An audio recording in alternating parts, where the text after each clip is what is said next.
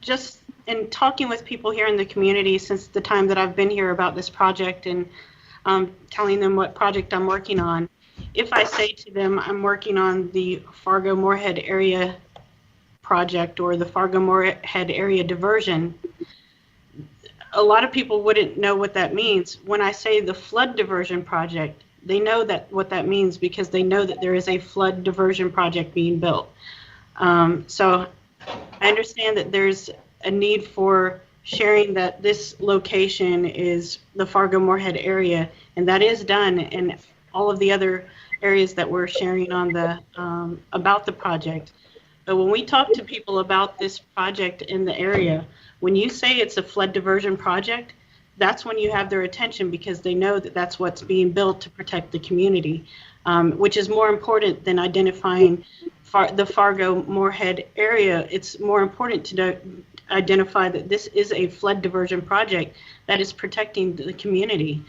I get all of the different names that we've talked about and why it's important to pinpoint this particular area for the flood diversion project.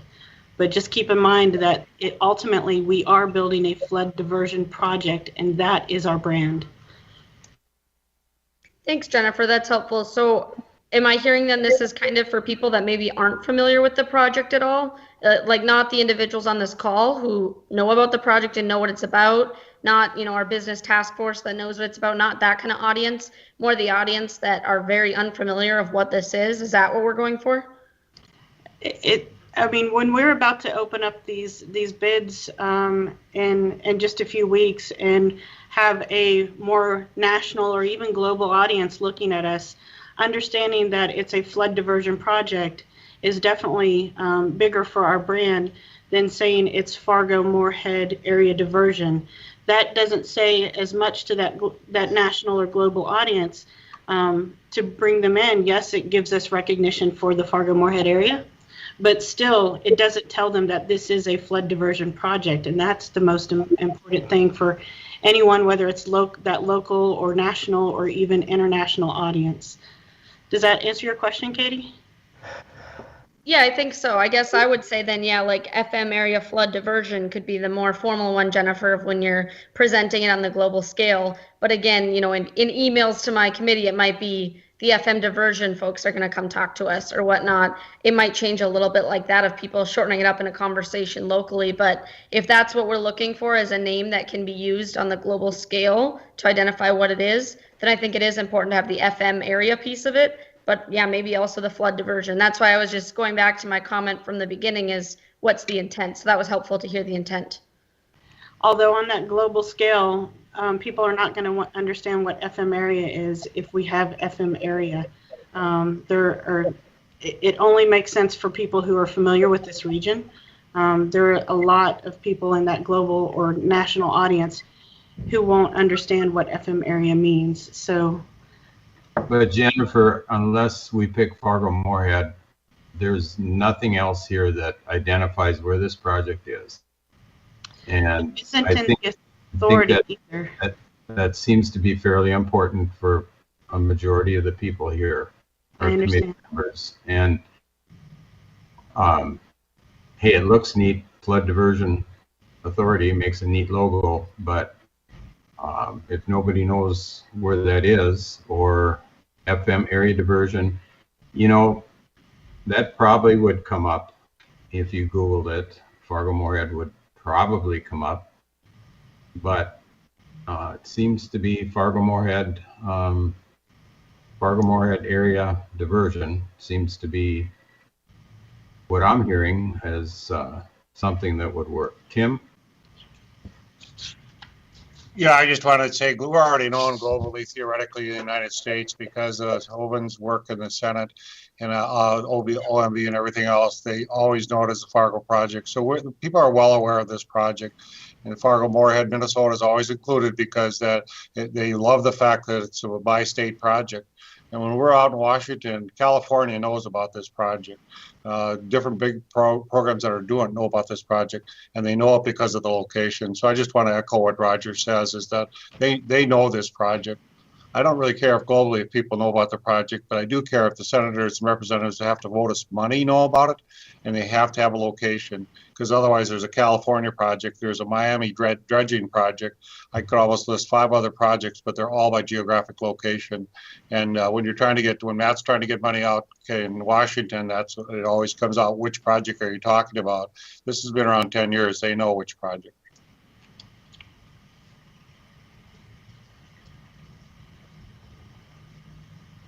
All right, any other comments? I don't know where we go from here. Roger, this is Joel Paulson. Go ahead, Joe. I just got to add a little bit of humor in because we've been talking about this for a while, and I think it's been a great discussion. But Roger, what about the Moorhead Fargo area diversion project?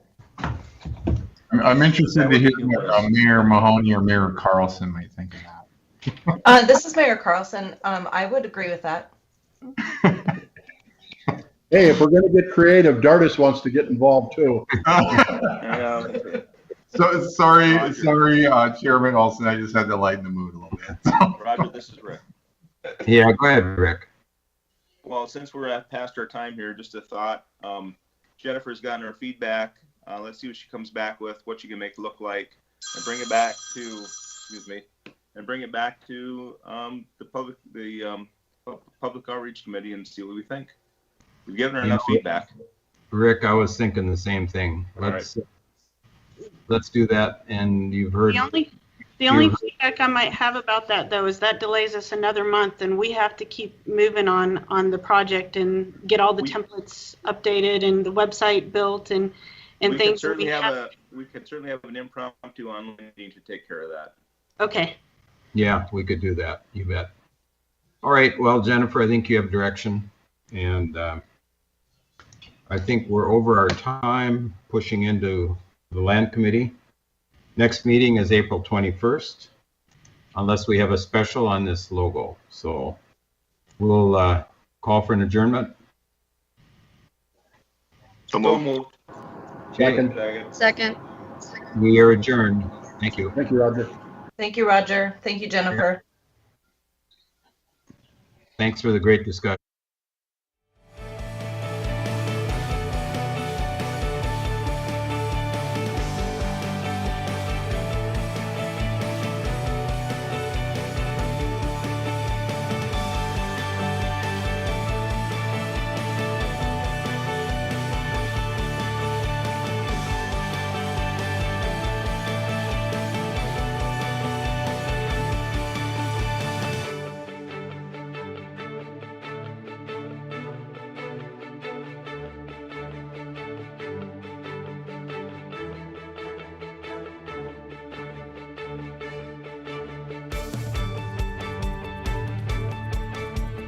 Question before we get going.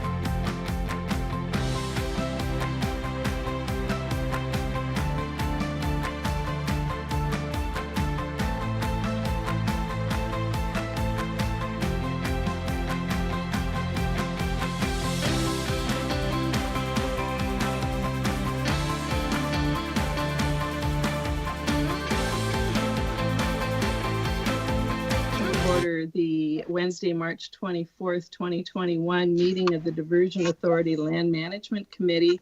And Don, would you do a roll, please, so we know who's here? Mrs. Shirlene, I am here. Mayor Peterson, Mr. Grubb, Here. Mr. Campbell, Here. Mr. Borboom, Here. Mr. Hendrickson, Here. Mr. Olson, Here. Mr. Breitling, Ms. Majo, Here. Mrs. Preston, Here. Mr. Zimmerman. Here. A quorum is present. Wonderful. Thank you all for joining us today. You have before you the agenda. Are there any changes or adjustments to the agenda? Or a motion to approve? I'll make a motion to approve as presented. This is Jenny Mojo. Thank you. Is there a second? Roger, second. Thank you. All opposed say aye.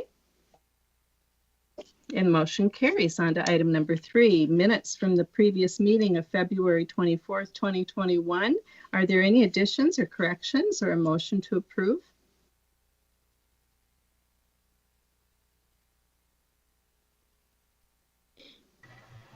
Motion to approve, Roger. Thank you, Roger. Is there a second?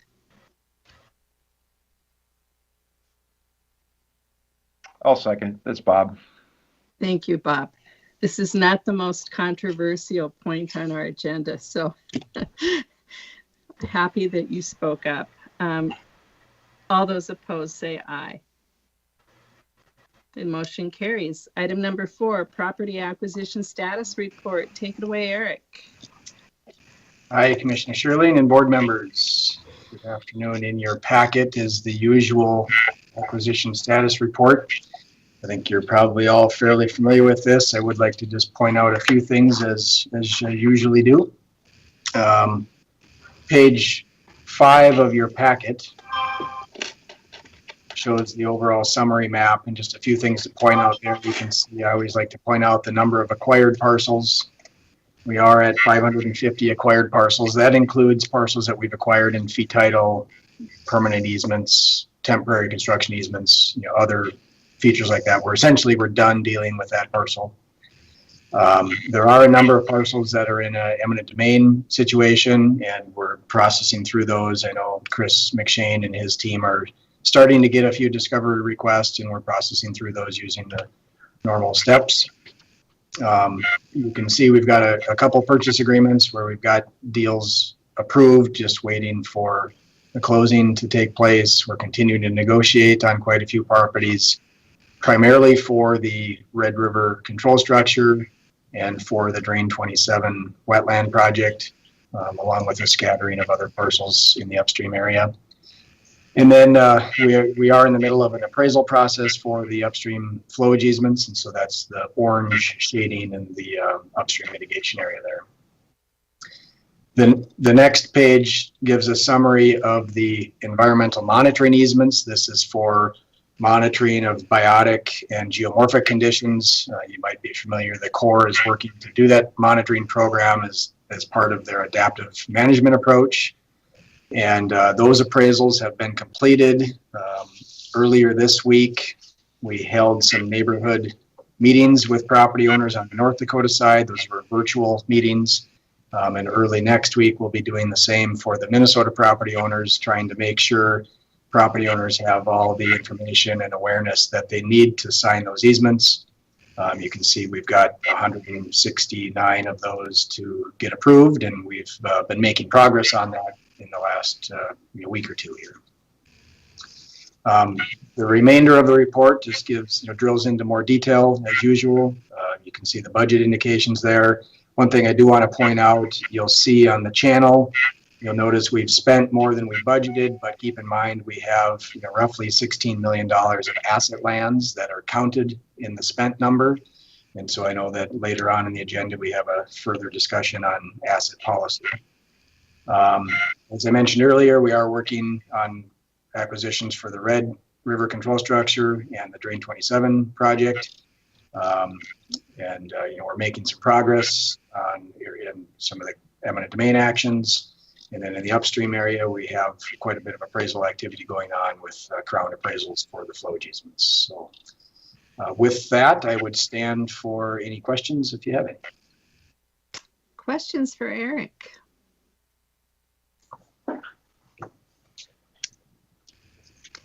Yeah, Eric, we haven't talked about cemeteries for quite some time, and I know with Plan B that there was considerable change to impacted areas, but maybe you could just tell us where we're at there.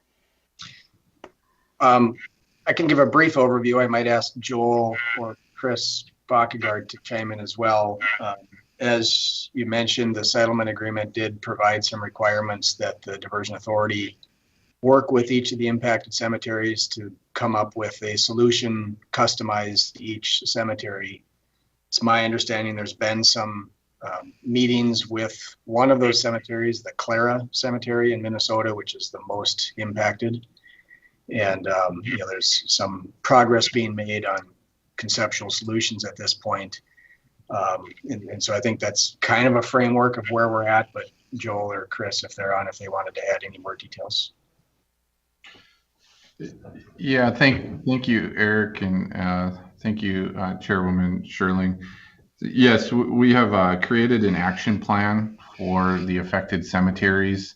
And Eric's correct. Mr. Backegaard and I have both engaged the Clara Cemetery Board, and we've created a path forward with them to provide a conceptual design that meets their needs and their concerns. We still have to reach out to a few of the other impacted cemeteries, but none of them are as impacted as Clara. The rest are fairly minor impacts, I don't want to say minimal, but minor, flooding impacts under the 100-year event that really, can be cured with what appears to be minimal impact type solutions. So we do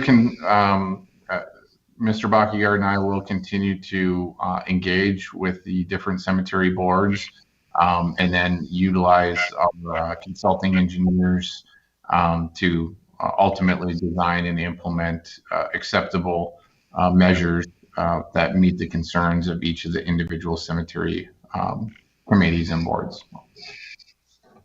Madam Chair? Yes, Commissioner Mongeau. Thank you.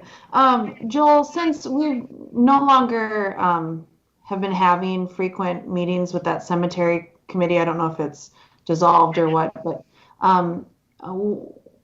maybe it would be worthwhile having an update to this board, since we're the lands committee, as to what those mitigation efforts will be, what those acceptable, how you're going to deal with that. I think it's important that I appreciate that Commissioner Sherling brought that up. I think it's really important that we are aware of what will be happening to mitigate.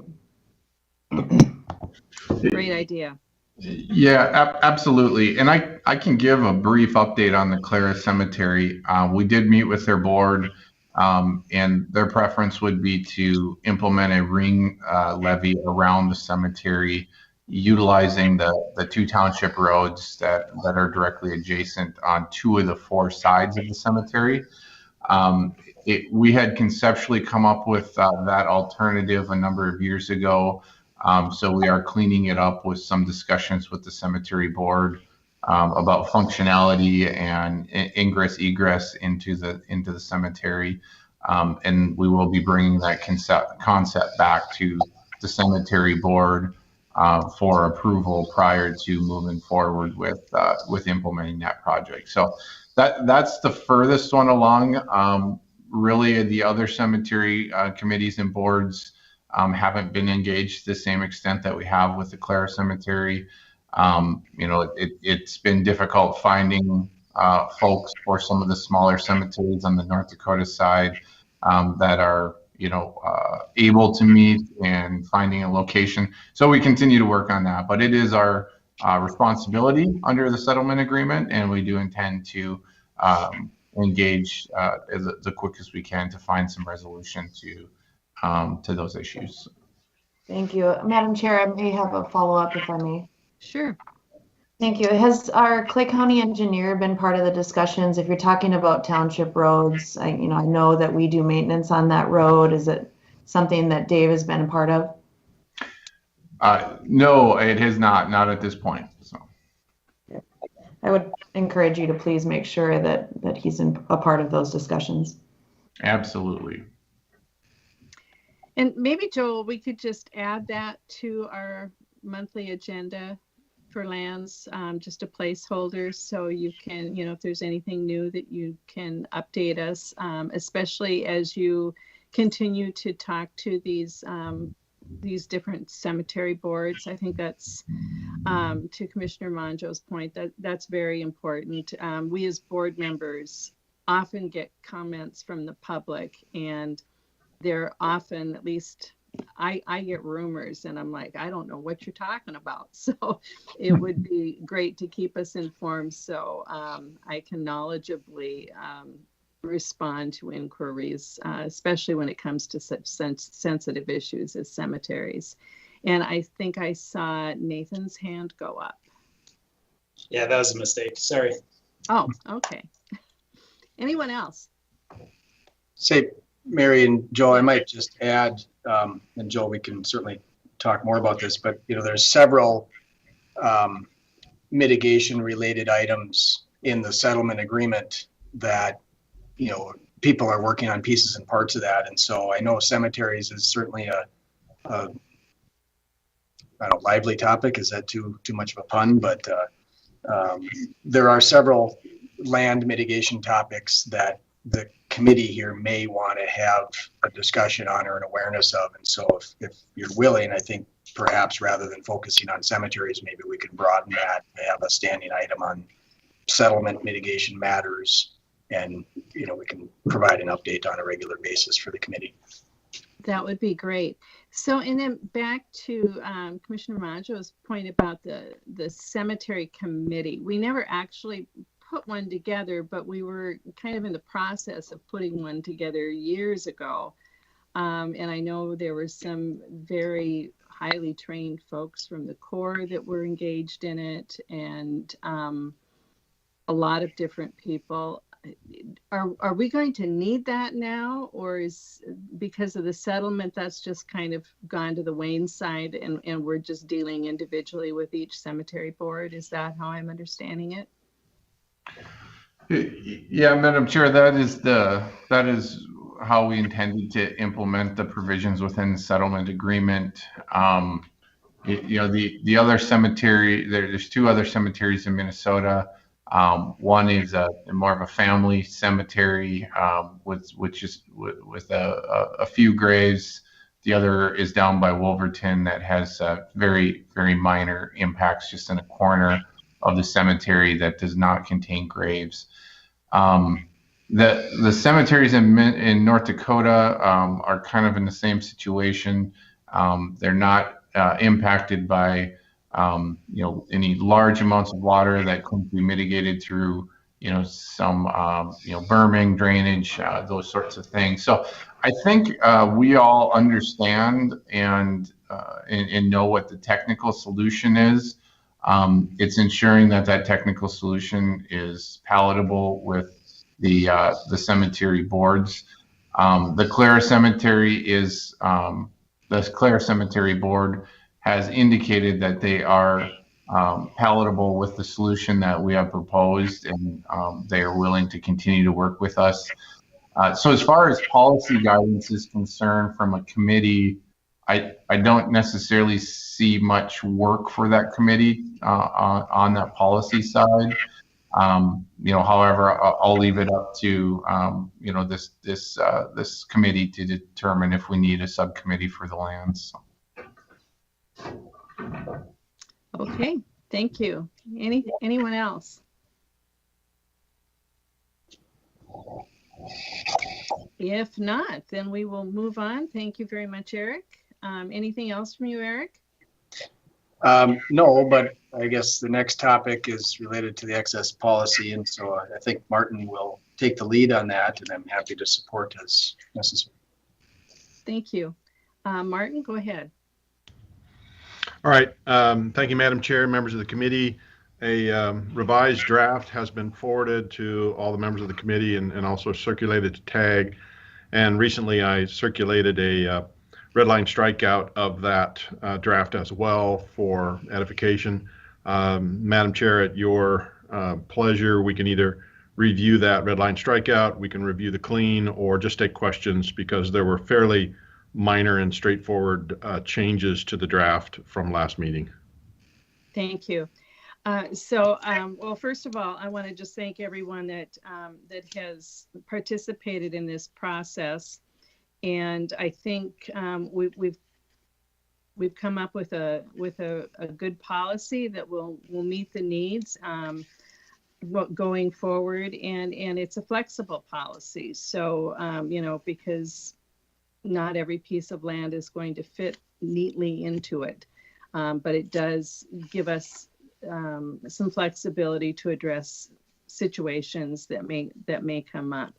But I think some of the concerns that the city of Fargo and Moorhead had, I think we've taken care of that.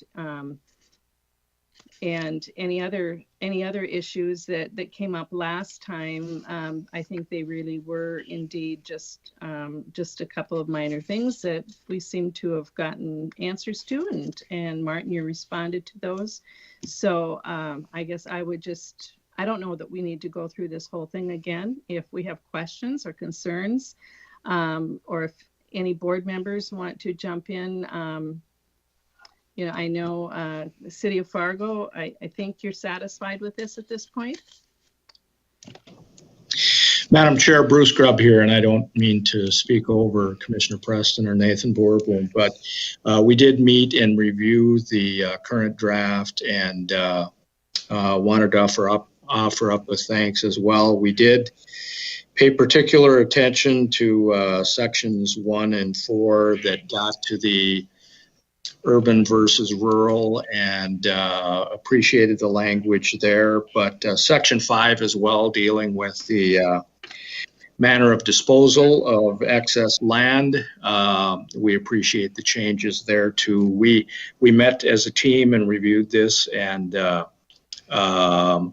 think that we can live with this. And so thanks to everybody for several iterations of this along the way. But from the city of Fargo's perspective, it's my understanding that we will support it. Thank you.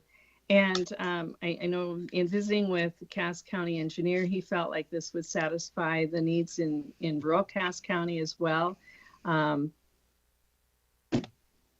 Moorhead, Clay County, do you have anything you'd like to add?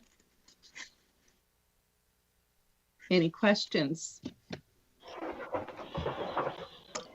Or a motion? And remember, this is a motion to the DA for a recommendation.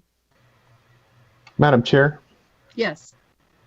This is Chuck. No comments, just really good work. And I like the incorporations we made from the last meeting. So just to add that, Moorhead has no problem with this. Well, I appreciate that input. Madam Chair, this is Roger. Yes, Roger. I would make the motion to recommend this to the Diversion Authority as a document to dispose of unneeded land. Thank you. I appreciate that. Commissioner Breitling? I would second Mr. Olson's motion. Thank you, Commissioner. Is there any further discussion? Any further discussion? Roll call vote, please. Mrs. Sherling? Yes. Mayor Peterson? Yes. Mr. Grubb? Yes. Mr. Campbell? Yes. Mr. Borboom? Yes. Mr. Hendrickson? Yes. Mr. Olson? Yes. Mr. Breitling? Yes. Ms. Maggio? Yes. Mrs. Preston? Yes. Mr. Zimmerman? Yes. That is everyone. And the motion carries. Again, a big thank you to everyone that put in the extra effort on this project, including Martin and Eric and Mr. Shockley behind the scenes. Always behind the scenes, working diligently and making sure that we don't stumble. Let's move on then to item number 6, committee update for the DA board. Do you have anything else there, Eric or Joel? Or yeah, I guess the only thing I would add, Commissioner, is what's in your packet is just a one-page summary of kind of a snapshot of what we've been working on as a committee. That you have, I guess, the freedom to use this as you wish, but my intention was you might be able to share this with the board tomorrow as part of your committee updates. I will do that. Right. And the Cass County Joint Water Resource District update. Yep, this is Roger. What you got for us, Roger?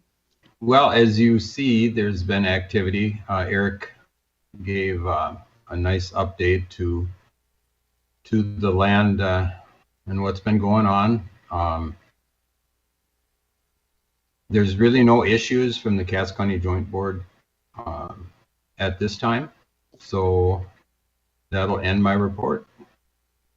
So, Roger, do you feel like we have the policies in place to give your board guidance moving forward? This excess lands policy was certainly an important one that started to bubble up. Are there any other things that you feel we should be addressing as a committee to make sure that you've got the tools you need to move forward? Well, no, I don't think so. I just want to make sure that as we go out and talk to the landowners about flowage easements, that they totally understand what's being asked of them, and that their questions are answered appropriately. And that will be done through the land agents. So we make sure that they understand how we feel. And but if there's anything that the land committee would like to or bring up or hear anything, please let us know so that we can correct it. And we want to make this as painless as we can, and I know that's not possible, but we certainly will do our best through our land agents, and I don't know if I know right now there's some meetings going on with for the biogeo monitoring, and I don't know if it would be helpful to also do the same thing for the flowage easements. That would be a large undertaking, but maybe it would answer a lot of questions and make things flow a little better. So we'll continue to explore that. So years ago, and maybe it wasn't so many years ago, but we talked about kind of, just having an example farmstead. I think that, and go through the whole process and see what they would end up with for compensation. I think that it's the threat of the unknown that bothers people. And so, what is that flowage easement going to be worth? When are we going to be able to give that information to landowners so that they get at least a general idea of where they're going to be at? Well, Eric, maybe you could answer that. Yeah, you bet. Good conversation here. So a couple things on the flowage easement side. As you may recall, we did approve a contract with Crown Appraisals back in, I can't remember if it was December or January, but for the phase 2 flowage easement study. And so they've been getting off the ground. We did have a kickoff meeting with them probably a month or so ago. They've started to have some discussions with property owners, and our land agents are having lots of conversations with property owners as well. One of the things that Crown has suggested that they'd like to do is really a way to drive a consistent message to all the property owners and sort of handle the volume of conversations, is put together a video explaining what their appraisal process is and some background information related to that. Much of this is foundational information that was part of the phase 1 study from a couple of years ago. And so anyway, the Crown team has drafted a script for that. We've been working with Jennifer and Martin and John and Chris McShane and others here on my team are reviewing that script. We've got another meeting set up with Crown next week, and we're working to advance that development of this video. And so it's going through all the review chains and whatnot right now. But there is a bubbling up of activity and communications related to flowage easements. We hear a lot of the same questions. I think we're helping answer many of those questions with some of the materials that we've provided. I think the video will be another mechanism in that path. And then related to all that, we know that flowage easements are one of the questions out there, but we also hear things about crop insurance, debris cleanup, and all the things that have been discussed and are part of the settlement agreement and or part of our mitigation plan. And so along with the flowage easements, we've been framing out some concepts to do some additional neighborhood type meetings, probably in the mid-summer time frame, when maybe there's a chance that the farm community has a little bit of a lull in their activity, and then recognize that the appraisal work won't be done until fall or late fall. And so we anticipate having another round of neighborhood type meetings probably in the late fall through the winter time frame. And so it's on our radar. We're planning in that direction. Obviously we wish we had all the answers in front of us right now, but this appraisal assignment is going to take some time. And so I think that affords us the ability to really frame out how we need to communicate that information in that detail with the property owners. So hopefully that gives you a snapshot. I can certainly go into more of those details. I guess I do anticipate as that gets firmed up, we would like to bring that forward to the committee, at least at a minimum, for your awareness about how we're planning to present information. But I think the BioGeo effort really in some ways was an opportunity for us to kick the tires and learn what works well and what doesn't work well. And now we have an opportunity to sort of replicate the things that worked well and sort of improve upon things that maybe didn't work as well as we wanted them to. So anyway, that was a lot to throw at you, but that's some. Thank you. Well, communication certainly is a key, and that's not this committee's job, but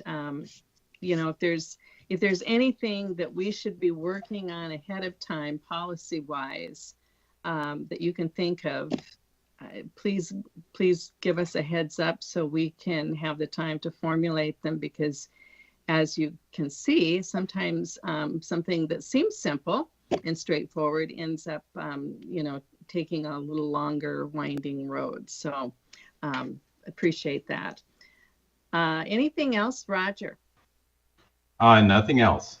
Thank you. Okay, then we have a Minnesota JPA, Clay County. Thanks, Mary. This is Kevin.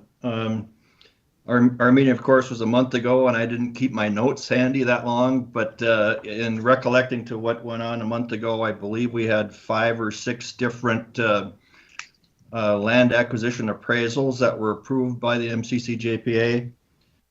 We had more discussion about the BioGeo needs there. Tomorrow we do meet again, and we're going to get an update on the BioGeo monitoring program, and also I believe Eric is going to update us on the property owner meetings. I think they've been held in Cass County, and I think they're coming up shortly in Clay County. We do have a farmland lease agreement that we're going to be looking at tomorrow. One appraisal, and then we're going to be looking at an amendment from Crown Appraisals as well.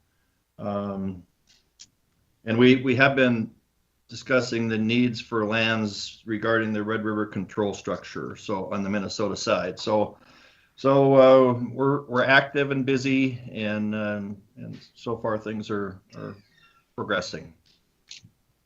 Madam Chair. Commissioner Maggio.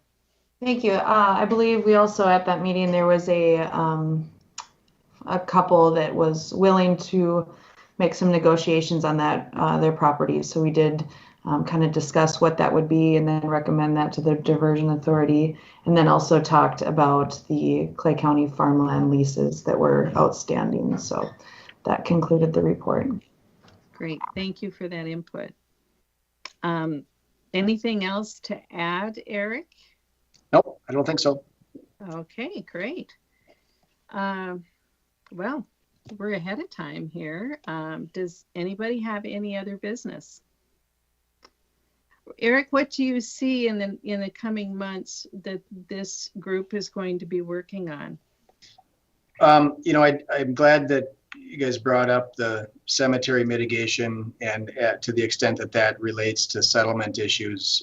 There's been background work going on, of course, and now that the settlement agreement got final ink on it last month, I think we have, we're turning attentions towards, updating the mitigation plan and a few of those sort of items. So I don't, as Joel mentioned, I don't anticipate right now a whole lot of policy related items, but nonetheless, there's a bunch of activity happening, and I think it's probably a duty that we have to keep this committee up to speed on, what are those activities. So I guess at this point, I see it more as maybe report outs for the next, meeting month or so. So yeah, that'd be my thoughts. Roger, you have your hand up? Yeah, Mary, maybe a little bit off lands, but I was asked in the settlement agreement with the upstream group, is the Kindred School Board going to realize anything out of that agreement? Do you know? Well, I think Mr. Shockley has that answer. Please So, go ahead. Thank you, Madam Chair. The settlement agreement between Buffalo Red Watershed District, the Wilkin Richland County JPA, City of Comstock, City of Wolverton, and the Diversion Authority provided for the Wilkin Richland County JPA to manage a relief fund. As part of that agreement, it specified that the relief fund would be split up among various political subdivisions, one of which was the Kindred School District. I believe that Wilkin Richland JPA is reaching out to the Kindred School District regarding distribution of that relief fund, but that's going to be between the Kindred School District and Wilkin Richland County JPA. So hopefully that answers your question. Thanks, John. It does. Thank you. Thank you. Very good. Thank you, John. Anyone else? Any other business? Mayor Mahoney. Just to Roger's question, John, I think they also were thinking that the Rich and Welkin group might help out in economic development in with Kindred to also subly help out the school district. So there's a variety of different things, Roger, you might hear that are going on in Kindred. And the reason we have this settlement is it's no longer an issue that we have to do, right, John? It's something that the board has to do down there. So how they go after the money, we said that is going to be, and Chad was very strong on how it was going to be managed, but it is really their responsibility. And John would be able to give us public reports on what it eventually goes to. But they had some, quote, economic development in there too. But then there is also restrictions on how that money can be spent also. Is that correct, John? That is correct. You are correct, and Mayor Mahoney is correct. There is restrictions on how the funds can be spent. The funds have to be dispersed pursuant to a distribution agreement that has a number of conditions that are attached to it, that they have to be used consistent with the settlement agreement between the Diversion Authority and the upstream group.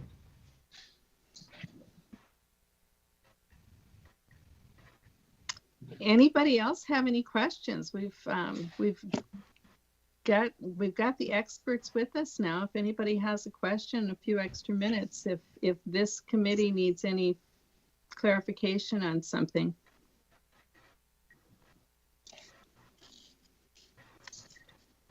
If not, I would entertain a motion to adjourn. Campbell moves. Mojo second. Okay. Thank you all. We are adjourned. Mary, I see Dwayne has got his hand up. I don't Oh, know. Dwayne, did you have something?